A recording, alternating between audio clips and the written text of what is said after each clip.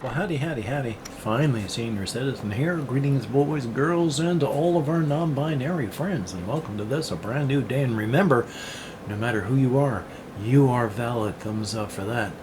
I am right up against this wall that you can't see. My table is pressed up against the wall, and I am pressed up against the table, so I'm having to brace myself with a leg to keep myself over. All this so I can get a different view of the back of my apartment. Different angle, same view. I mean, Wonder Sheriff Elmora does have a green screen background remover. All I have to do is go into that part of the program, do a quick paint on me, and then it'll erase the rest of the background and I can put whatever I want in there. So I don't have to show the background, but I live here, so I used to have that table empty. It was originally bought just for games. But then I started buying things so that it looked like I lived here. And then the more things that I bought, the more I needed places to put them. So now the table is covered. And if I want to empty it off to play anything on it, I would have to fill up my bed, of which a significant part is loosely covered by plushies. If I just stacked them all in the corner of the bed, it'd be fine. It's a lot of work. But anyway, I hope your day is going well. I have taken a shower. I have not the over sink light on. As you've noticed, it's not on. If you noticed that, you noticed an absence. Thumbs up for that. But I am showered, and oh boy, daylight savings. I forgot what day. I can speak English. What time of the year that this happened. So I woke up this morning when my alarm went off. And I went, oh gosh, golly gee whiz. Got up and everything else said it was an hour later. At first I thought the battery in my clock was dying and that it was late because of that. But no, just daylight savings. So now I have to take my blood pressure med an hour later in the day, so that I'm still taking it at the same time. Joy for that. Or either that or I'm behind already just because, yeah, I'm probably behind. Oh well, at least I took it. That's a good thing. Anyway though, I've been living through that, taking a shower. It is almost 1 o'clock in the afternoon. Ugh. And I have not done much. Played a lot of don't paint the town red. Of Paint the Town Red. I have played No Place Like Home, where a large part of it is still you rushing around through places, beating up the piles of garbage, and then hoovering up the resultant trash from beating up piles of garbage. That is a significant portion of the game. However, you do get to befriend animals, and I have been befriending, gosh, what animals was that of late? There's pigs and chickens and foxes. I've done some boars. I have to figure out how to get the stuff for cows and the like. You have to build houses for some of these things, but you can't build houses until you find the people, and you can't find the people until you beat down enough trash in an area to locate where a person is and then fulfill their quests so that you can start getting the houses built. I'm going to have to run through most of the game looking for the animals that just want a house instead of a food item to become my friend. Which means I'm going to be running over the entirety of the game again looking for animals. Not too thrilled about that part. Still, such is life. And I have been thinking a lot, which is why I'm going to spend the rest of this time. Well, I'm not going to spend all of it because I did want to talk about this too. I was thinking about Disco Elysium again and my reaction to it. Because I talked yesterday about how I deeply internalize things and I deeply identify with this character. And there are a lot of people out there that just can't play it because of their background of being a recovering alcoholic. And that's one of the big reasons that I identify so hard and deeply internalize everything. Just thinking about it this morning while I was taking a shower, I was crying in the shower. So it's affecting me hard, but, that's to be expected. So, now, I was given a suggestion that if I want to really crush my character, examine the my notebook, my clipboard again. Now, I've roughly gone through it, so I'd have to click through some things that I've been through before to try and find the stuff that I haven't. But apparently it's extremely soul-crushing. And I took the sorry capo type because I'm playing the character as myself, basically. And while I do occasionally wallow in pain and suffering, oh, woe is me and all that, I don't really want to spend too much time doing that. And if I'm not going to get much benefit out of looking through the clipboard other than having my soul further crushed, I'm not sure that's something that I really want to do. I mean, I don't know. We'll take a look. I'm the one that chose this particular thought to examine that has affected me so hard this time. It was my choice to go through the rigorous self-examination, knowing that is the sorry capo type that it was going to hurt. And oh boy, did it. But then, that's a good game if it affects you. Art is supposed to affect you, whether it is in a negative or positive fashion. You need a reaction. If art gets no reaction from someone, that is basically failed art. Because art is one of the aspects of art is to invoke a reaction. Like political art is supposed to give you a feeling, whether it's a feeling of outrage or patriotism or whatever. Political art is supposed to evoke a feeling in that way. And other types of art are to evoke a feeling. Again, this is not the entire purpose of art. This is one of the purposes of art that I'm focusing on while ignoring the other aspects that are equally valid for art and the reasons for making it. But generally, people try to make art to evoke a feeling. And if you can't do that, then your art has failed. That is why, back in the 90s, when there was such art as, I don't even want to mention the name, but it was a crucifix and dunked in and kept in a container of human urine. And then that was the art. And oh boy, did that spark a lot of outrage. Which it was designed to do. So it succeeded as art. Now, whether or not you call it art, but the purpose of that art succeeded. Now, again, whether or not you call it art, that's all individual. We'll never be able to agree upon everything individually as human beings. After all, as they say, and I'm going to degenderify it, one person's meat is another person's poison. The stuff that I like and think is great, you may hate and want to eradicate from humanity. After all, I like vor. I like the idea of human beings being swallowed whole by creatures like snakes and then digested alive. That evokes a reaction in me, all right. It's very erotic for me. Not real life constriction and horror and death. No. Fantasy vor. Like when I like to think of snakes swallowing people, like if I'm trying to fall asleep or I'm while walking on the roads, No, the snakes that I think of, they don't constrict. They have no teeth, and generally people are down with the whole idea.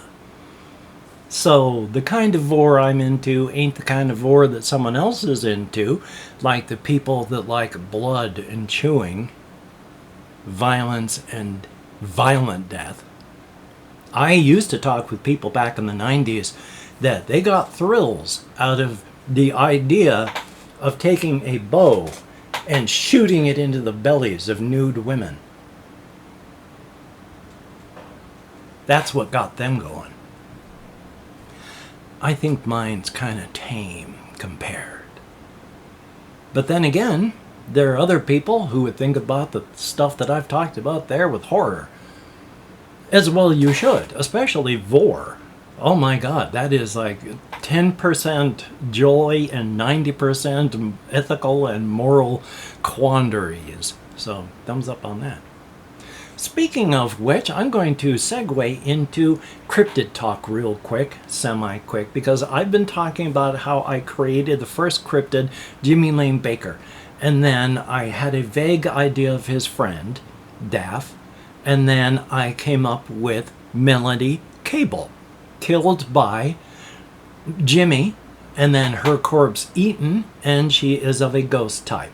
Now, there are as many different ways to do things in the world of the cryptids as there are people thinking of ways to do them. The fact that I talked about the one type of ghost type does not mean that's the only type. It's the predominant type where you fade out over time. You have the additional horror of it, you having a lifespan of 250 years. Let's say you find someone who can actually talk to you and see you. What do you do when they die in 40 years? And you have 140 years ahead of you. So there's the horror of them fading out, but there are ways and means that a pattern, not a pattern, a reaction to a pattern, a self-perpetuating, self-editing ripple can become a permanent thing, whether it be through a ritual or an object or whatever. So yes, to the person who left me a comment where I had not thought about this before, it is open and I have to think about this sort of stuff now. But that's not the only types. I've mentioned that there were archetypes. I don't know all of the individual archetypes, even myself. But among there was the ghost types. Oh, I've got an eyelash that's falling down. But there's also the created type cryptids. There's the one cryptid, Malik, who is a created cryptid. This one adherent of the cosmic horror Kadiron was using a ritual, 3-part ritual: give life, give purpose, give release. To be able to do this ritual, they had to be powerful. They had to have accepted many gifts from Kadiron, and they had a very powerful patron who was also a adherent of Kadiron, one of the cosmic horrors.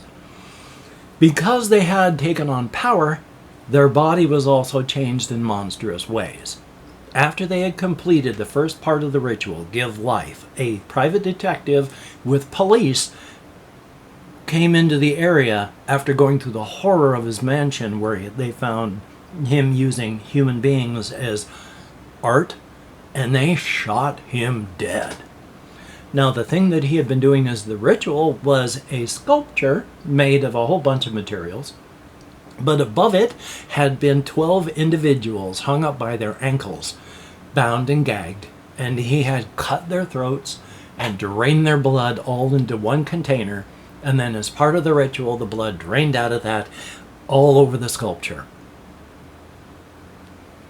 After 100 years of just wandering and becoming an urban legend, the Jinky, Malik woke up in this body, created cryptid, has a mind and personality, formed of 12 victims and forced to victimize to survive. And of course there's others. The ones that I talk about a lot are in the fictional city of Brookton, South Carolina. I mentioned that it has a population of 1.5 million. They're not all human beings. The human beings in the fictional city of Brookton, it's still huge. That's why it's a fictional city. It's about 500,000 people, which is about 5 times larger than the capital of South Carolina. but it's the fictional town of Brookton at the mouth of the fictional Samadan River.